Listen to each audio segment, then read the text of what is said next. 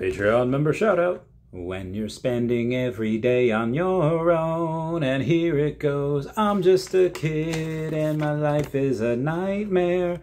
I'm just a kid, I know that it's not fair. Nobody cares cause I'm alone in the world is having more fun than me tonight. Hey guys, how's it going? It is I, the real Randy Chavez. I'm coming at you today with a Veve OMI update video. Guys, if you're new, welcome. If not, welcome back. I love you all. Everyone say hello to Dashy. Hello, Dashy. Commenting, liking, subscribing is a free way to help support the channel. Non-free ways are Patreon and hitting that smashing that thanks button down below. Anyway, today is a little bit better than yesterday. Yesterday we were down 10% on OMI. Today we are up 10% on OMI, severely outperforming the markets, which are all down. The S&P, NASDAQ, and the Dow are all, like I said, all down. Bitcoin was up 4%, but again, we did a little bit better with the OMI at up over 10%. We are almost at 0.0016 again. Where does it go from here? I don't know. People are having a lot of fun swing trading and making those types of moves. And as said before, this is the calm before the storm. This is possibly the second week where we would not have burnt 1 billion OMI, even though we did have 356 million gems bought that are total going into the app. There has been 63.8 billion OMI that has been burned. Again, last week we had only, I think, 700 or 800 million. And this week we have about 780, not including tomorrow. So I'll be really curious to see where that leads us. Obviously, like I said, all the calm before the storm before San Diego Comic-Con, where we're going to have multiple drops every single day. I think it is up to 5 each day, which is going to be nuts. I do imagine a lot of it is going to be Marvel and Disney, specifically because, well, it's Comic-Con, Marvel's a comic, and we're going to be right at their booth. Unfortunately, there is going to be a mask mandate for Comic-Con, so I'm not sure I'm going to be able to stream. It would be really, really hard to hear, hard to get people's voices.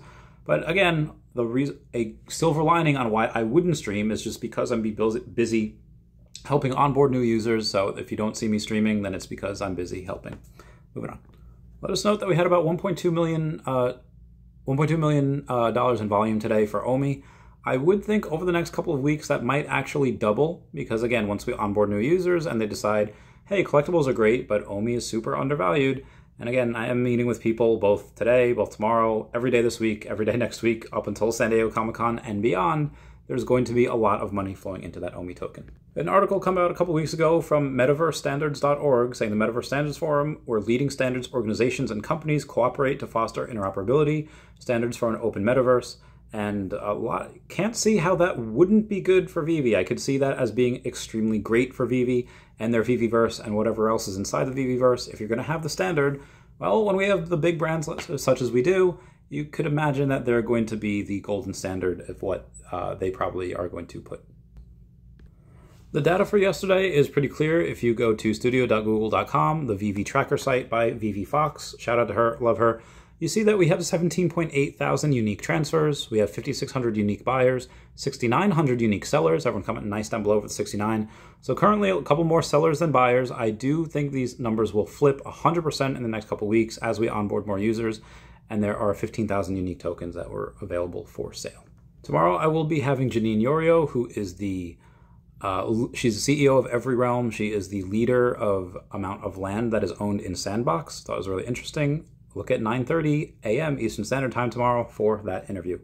In other news, we did have, I think it's almost over by now, but I had Brock McBlockchain on the podcast today, and he said he is going to give away 3 dope crypto crayons. Playmates, you'll need a fiche to claim, so if you have one by the time you're looking at this video, you might have picked yours. He'll be updating the Broken Crayon exclusive to include Playmates.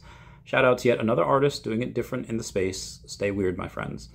Also, shout out to ZeroFX. So it is at ZROEFX, who Metaverse coming out of nowhere, Disney, Star Wars, Marvel artist generated NFTs.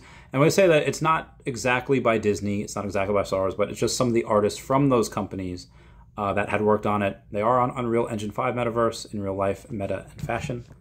And they have about 28,000 followers on Twitter. So just another person, another metaverse coming in, and most likely everyone's going to want to be interoperable with Veve and their Veveverse. So just another giant audience that could potentially come to Veve as well.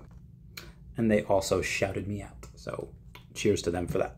So I had done a live stream and I think a video the other day on the Ghost Spidey, but something else that I'm really curious to look at and learn about was a Mickey Mouse cartoon, season 2, you know, that type of thing.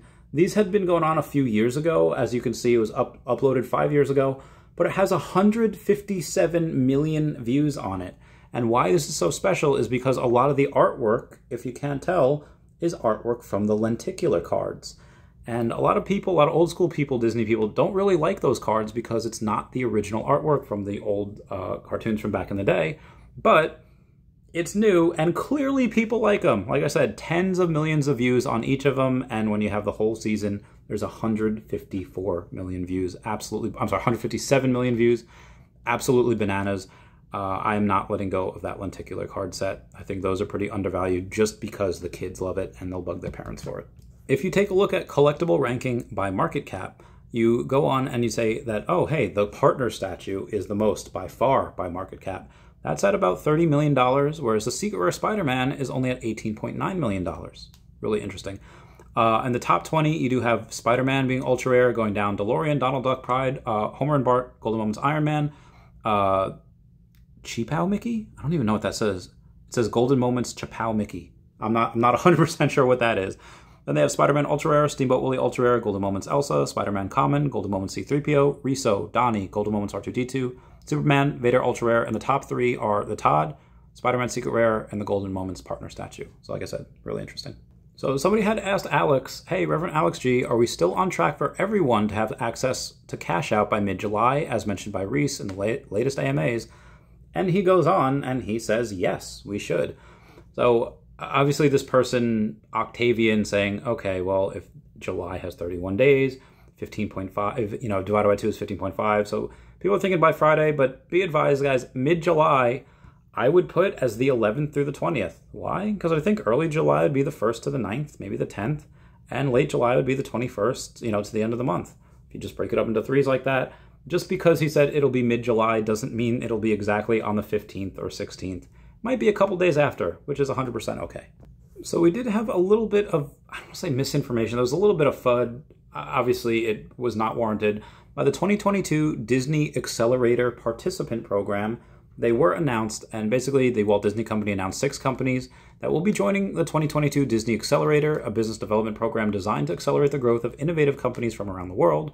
This year's Disney Accelerator class is focused on the business of future immersive experiences and specializes in technologies such as augmented reality, non-fungible tokens, and artificial intelligence characters. So a lot of the FUD was because they announced Flickplay, InWorld, Lockverse, Obsess, Polygon, and Red 6. I don't know about you, but I only really know one of those companies, which was Polygon, a scalable blockchain network that allows developers and enterprises to build Web3 experiences. They did partner with Earth 2, so that's a big reason why I know them. And people are saying, why isn't Veve there? Why aren't they mentioned? Is this concerning that Disney's partnering with other things? Guys, accelerator programs are really just for newer companies, for Disney to say like, hey, I'm gonna give you guys X amount of money, come up with what you can, and we'll get first dibs on whether we want to buy it or not, or use it as their IP, license it out, whatever it is. Again, they're for newer companies because OMI, Veve, and Disney all have agreements that go a couple years back. It's not exactly a new partnership. And again, a lot of these other things don't have the market cap or the funds or the cash flow that Veve does. So I would be worried if they were mentioned in this because, again, they don't really need the funds. Outside of that, this is not Disney's wheelhouse. You know, Disney's not even good at making video games. They outsource their video games to Square Enix, at least for Kingdom Hearts. And this is probably more something that they're doing so they can tell their shareholders, hey guys, yeah, we're going to go in and we're relevant into the Web3 space as the investments we're making and all that jazz. The definition of an accelerator program is, quote, a business accelerator is a program that gives developing companies access to mentorship, investors, and other support that help them become stable, self-sufficient businesses. Companies that use business accelerators are typically startups that have moved beyond the earliest stages of getting established, end quote. Not really something that Veve needs, in my opinion. You know, comment down below if you think I'm wrong. So there was K Collections, shout out to her who did an interview. I was her first interview, and then she had the Gale. She had OMI Tony on recently. She'll be having Wendy Stibalis on. They were just talking about yesterday the possibility of having trades. Of whether say, hey, I can trade my Riso for a couple of Todds, you know, example. And Proper Blockchain says, I believe offers individual sales for a specific user and bundles are already on the roadmap. So it's not just speculation. That is something that will probably happen at some point. And I said that makes sense too. Put something up for sale for a ridiculous price and wait for the other party to make the offer you agreed upon beforehand. Let's say you have a special mint number partner statue or whatever, and you want to go and sell it for, you have an agreement with somebody and you want to put it on the marketplace. But to make sure that nobody snipes it, it might be a good idea to put it for a ridiculous amount for sale, something that nobody would pay for. And then once that person that you have agreed upon made you that specific offer on that particular collectible, then you could accept it. And that's a kind of a way of making sure nobody else snipes your stuff. So it does seem that more and more people are getting involved in OMI. We do have some guy named Crypto Mason, or Crypto Mason, however you pronounce it. Has about 1.1 million followers over on the TikTok. Just did a video saying this crypto is involved with Disney. And they mentioned the Polygon network. And then somebody said, wow, you didn't even mention Akomi nor Veve, shaking my head. And Crypto Mason says Veve is also involved. Yes. And when he says involved, doesn't mean that they're involved in that startup program. It just means that they're involved with Disney in general. So he, of course, knows it. And I imagine he'll be making videos on that at some point as well. Oh, Brockman Blockchain over in the Fish Cord saying, psst, sorry for the @everyone, but the tournament is going live on Friday. We'll wipe points/levels and go for real. See you soon. Anyway, guys, that's it for me today. Please comment, like, and subscribe. Comments are good for the YouTube algorithm. Everybody, please check out @HeyDavidDown and @KingMavsForever over on the Twitter. Standoff Chart and Standoff Chart and King Mavs over on the Veve app. Kobe Collection, OMI Player 1 over on the YouTube. Raythex.eth domain name. Kyle Willson, Wendy Stibalis, Puddin Cheeks, Veve Las Vegas, Taps Trades, Mars, Davis, Legacy, Bermuda, Sodipop Media, Veve Darklink, Metal Lemon, and Veve Vibes, all on the YouTube. Nomad with Guitar, @WetWizardVeve, and Gary O @1234CA3, all on the Twitter. Everybody say bye-bye to Dashi. Bye-bye, Dashi. I love you guys. Goodbye. Meow, meow, meow. Arm the animals. Meow, meow, meow.